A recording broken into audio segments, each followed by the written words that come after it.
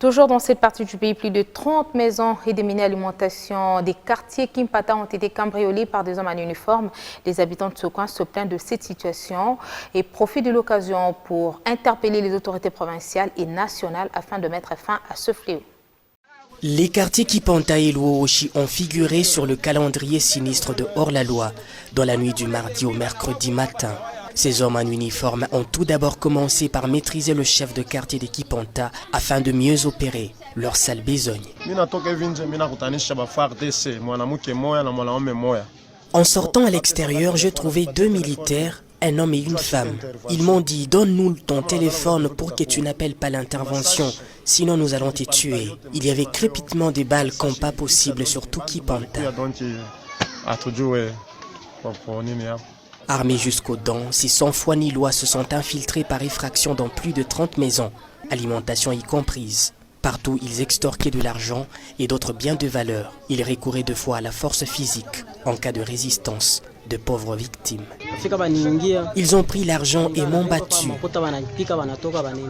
Cette pauvre maraîchère était également dans les viseurs de ces inciviques qui semblent bien la connaître. Son maigre bénéfice lui a été pris sans aucune pitié.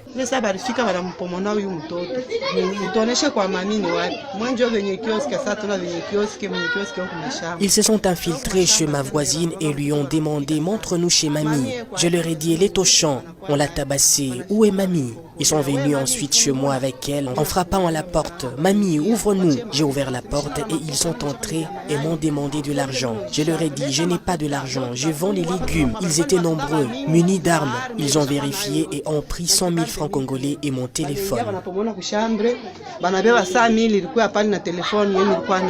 Ces yeux larmoyants de la population restent tournés vers les autorités de la province pour que les foyers retrouvent finalement leur paisible sommeil. Ils ont dit « Donne-nous de l'argent, vous en avez ». On leur a dit « Nous n'avons rien ». En discutant, ils ont tiré sur mon père à la jambe. Croyant qu'il était mort, ils se sont enfuis. Donc à peu près plus ou moins de 30 maisons qu'on a opérées. Plus de 30 maisons. Alors Barquois bien habillé, mon tenue militaire et bien armé. Et ils ont opéré en toute quiétude.